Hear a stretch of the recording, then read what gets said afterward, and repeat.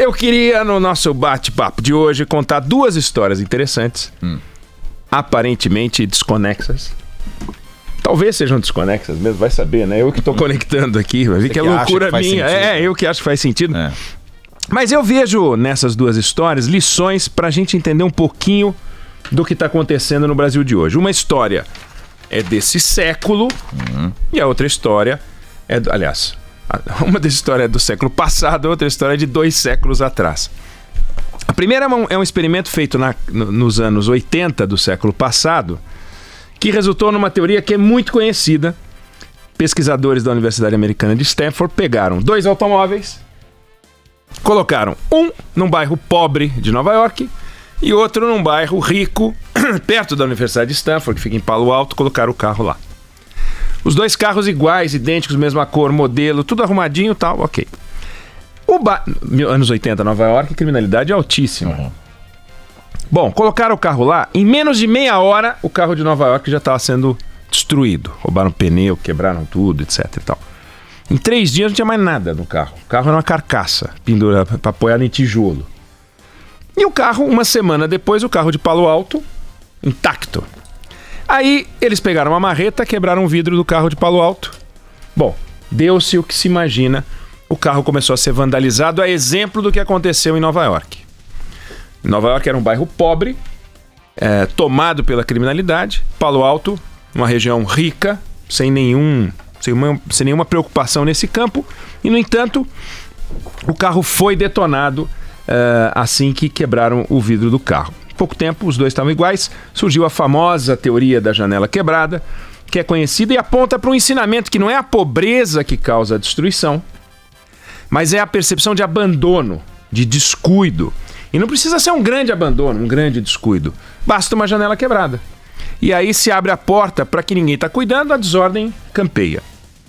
Bom, no campo da segurança pública, isso acabou rendendo tolerância zero, né? Que antes a polícia se preocupava com os grandes crimes e muitas polícias, inclusive a de Nova York, começou a trabalhar no combate às pequenas transgressões. A começar de pichação, jogar coisa no chão, etc e tal. É o tolerância zero que ficou muito famoso. A outra história, ela é mais antiga, é do século XIX. No século XIX, meados do século XIX, a Europa viveu um grande surto de cólera. A cólera é uma doença bacteriana, que tem tudo a ver com falta de saneamento, falta de higiene pessoal. Ela provoca diarreia e, em alguns casos, uma mega diarreia que dá uma mega desidratação e mata.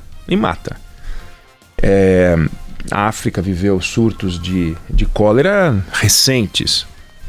Bom, a doença ela apareceu na Europa pela primeira vez no século XII, XIII, mas tinha doença pior para a Europa se preocupar. Começar pela peste negra, que dizimou 1/3 da Europa. Então, a cólera estava lá, mas não era tão importante assim. No século XVIII, as outras doenças, varíola, peste negra, etc., começaram a ser combatidas. Surgiu a cólera como um problema. E na época se acreditava que a cólera, assim como outras doenças, não todas, mas outras, elas eram causadas por, você lendo, parece futum, só que futum com nome chique, que são os miasmas, que são cheiros que saem de água estagnada, de corpos de animais e até de seres humanos em putrefação, etc. E que aquilo, em pessoas pouco saudáveis, poderia produzir uma doença. Bom, o que aconteceu foi que na Inglaterra, que ela conheceu também o surto de cólera, tem um médico chamado John Snow, e quando em 1854 teve um surto de cólera, ele achou num bairro na região central 500 casos em questão de um mês. E ele ficava incomodado com essa teoria miasmática de que era o cheiro, os odores, etc. e tal. E aí o que ele descobriu pesquisando? Que a origem do surto de cólera era uma bomba d'água contaminada, a água estava contaminada, e a população pegava aquela água para cozinhar, para beber, e aquela água estava contaminada por coliforme fecal de gente doente, tinha o bacilo e as pessoas ficavam doentes. Então não eram os gases que produziam as doenças, mas os germes da água. Então, o que ele mostrou, esse John Snow, com esse episódio? Que Você não consegue enfrentar uma doença com uma crença. Você tem que pesquisar. E a primeira coisa que você tem que combater para combater a doença é a crença.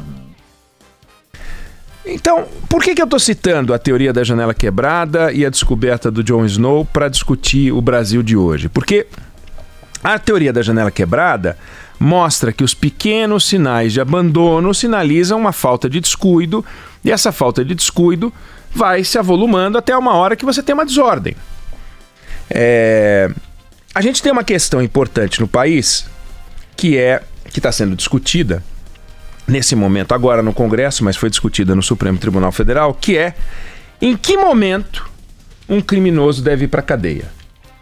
Esquece a discussão em si, se é na segunda, se não é na segunda, mas em que momento alguém que comete um crime deve ir para a cadeia?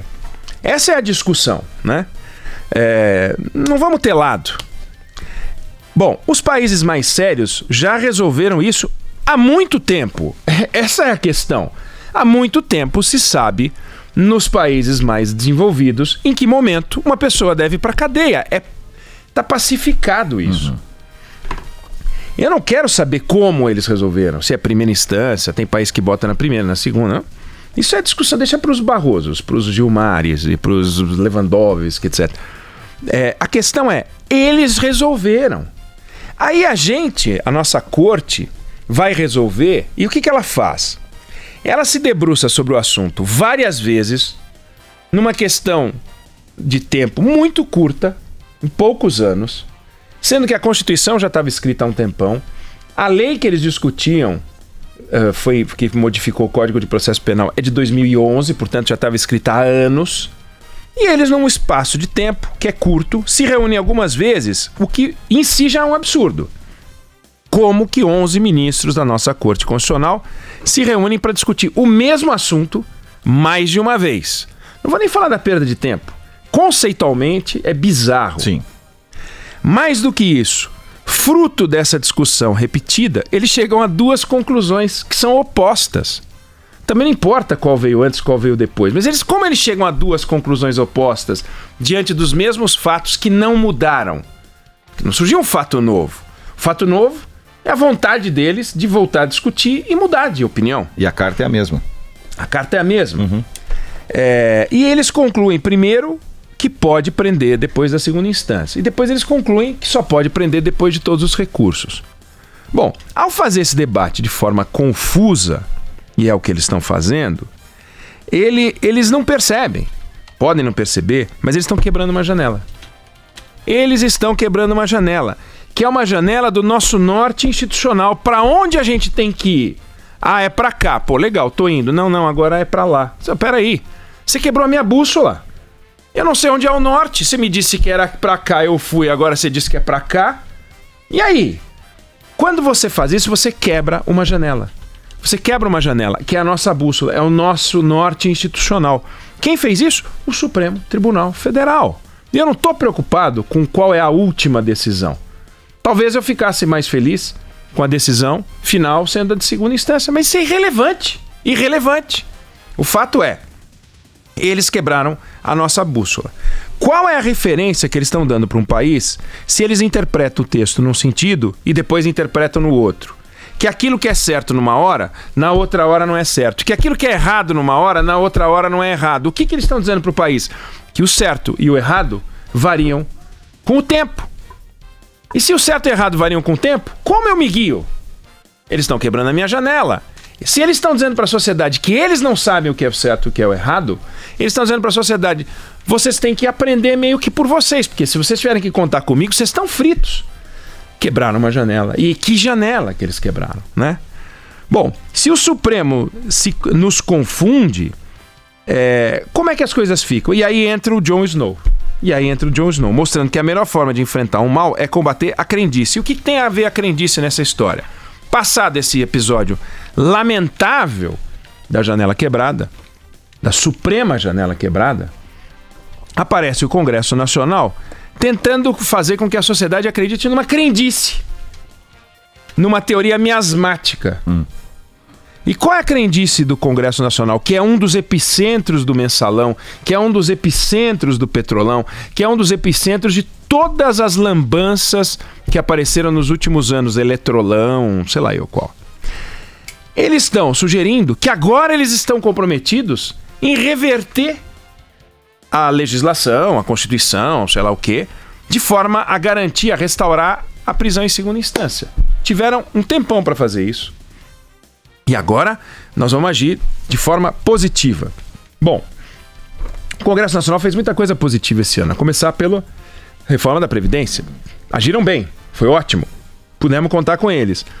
Mas eles continuam com seus hábitos nefastos, trocando os dentes às nossas expensas, como o nosso querido deputado Feliciano, agora pode ser Feliz, né? Feliciano, realmente, né? Com um sorriso brilhante. Uhum. E são 32 dentes, um daqueles é nosso, né? Não é da Band News FM, mas do conjunto de ouvintes da Band News. Um é. Não queiram por isso quebrar o dente dele, que não é justo. Deu muito trabalho, custou demais. Daí se alguém quebrar o dente dele, depois vai ter que fazer de novo. 157 mil reais, né? É isso. Uhum. É bastante. Dividido por 32, dá 5 pau cada dente. É isso aí. 5 mil cada dente. Um dente de 5 mil reais. Tá bom, né? Bacana. As gastanças em viagens, as missões internacionais de observação, etc. e tal, as emendas provincianas, né? Tudo ali continua, a luta pela autopreservação. E essa luta pela autopreservação, um desses combates é evitar a punição. Claro. Aí agora eles querem fazer com que a gente acredite que eles estão preocupados e que estão tentando, só que eventualmente não vão conseguir reunir 2 vezes 3/5 na Câmara e no Senado para fazer a reversão de algo que os beneficia para algo que os prejudique? Será? Aí você ouve declarações de alguns que ficam se mexendo. Parece a chamada Operação Estamos Operando. Operação Estamos Operando é aquela barulheira.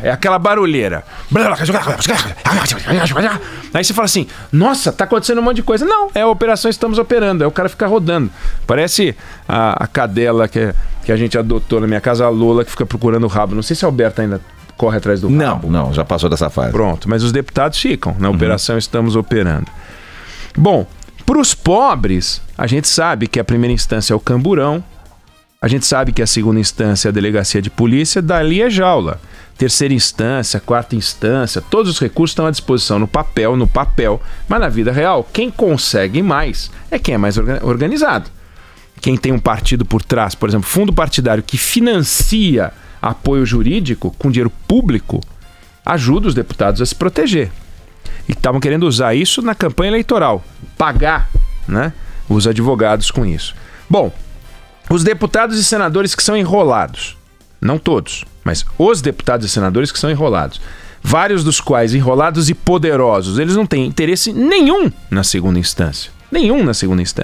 Então eles estão querendo fazer com que a gente acredite que eles estão em busca da bomba d'água para buscar, quando na verdade eles estão querendo que a gente acredite na bomba d'água, mas eles estão na crendice. É óbvio que eles estão escorados na percepção de que dá para enrolar, né? Que é o que está aparecendo. Então, a teoria da janela quebrada, o trabalho do Jon Snow, eles são voltados para a segurança pública, para a saúde, mas eles se encaixam perfeitamente nesse episódio lamentável que envolve a desordem institucional, que foi patrocinada por uma legislação mal redigida pelo Congresso Nacional, uma interpretação molenga do Supremo, molenga porque é vara que fica para cá e para lá, né? Para cá e para lá, biruta de aeroporto. E a ideia de garantir a ordem institucional, dar o norte para todos nós, nenhum está fazendo, nem o outro está fazendo. Os dois estão se valendo de uma brincadeira com a sociedade que não é adequada. E eles têm que parar e pensar, será que é assim que a gente deve fazer? Pois o que a gente está fazendo no Brasil, claro que é nada comparado às brincadeiras institucionais do nosso vizinho, a Bolívia, que está brincando com a institucionalidade desde o momento que o Evo Morales resolveu brincar com a Constituição, achando que ela era um Lego, que dá para você montar e desmontar e produzir quantas reeleições você quiser. Uma hora alguém veio e falou, olha, você que nos acostumou a conviver com golpes, vai sair também fruto de um golpe. Aqui é golpe, é a regra. Então, janela quebrada, cara, eu quebro o teu carro também. Claro que perto do que está acontecendo na Bolívia, nós somos um modelo suíço de organização. Mas perto daquilo que a gente sabe que a gente pode ser e que a gente precisa ser para progredir, isso que aconteceu no Supremo Tribunal Federal, a forma maleável com que eles lidaram com as coisas para cá e para lá, e essa brincadeira que o Congresso parece estar fazendo com a gente, não são coisas positivas, não ajudam a gente a confiar nas instituições, razão pelas quais, quando saem aquelas pesquisas, no topo, só o bombeiro. No topo é o bombeiro. Forças Armadas também estão lá em cima e tal, mas graças a Deus a gente não tem contato com as Forças Armadas, né? Mas com os bombeiros, eles fazem sempre a mesma coisa. Se tem fogo, eles jogam água. Eles não ficam brincando, uma hora jogam gasolina. Não, por que os bombeiros são queridos? Os bombeiros são queridos porque eles sempre fazem as coisas certas, do jeito certo e da mesma forma, repetida. A qualidade da democracia, no caso do Supremo Tribunal Federal e no caso do Congresso Nacional, como vale para o Poder Executivo, mas não vem ao caso aqui neste ponto, é fazer sempre a mesma coisa. Você coloca batata frita no óleo, sai batata frita. Quer dizer, coloca batata crua no óleo, sai batata frita. A hora que você colocar e sair pedra, desandou. Aqui saiu pedra, não foi bom. Fica aqui o recado, teoria da janela quebrada e o Jon Snow.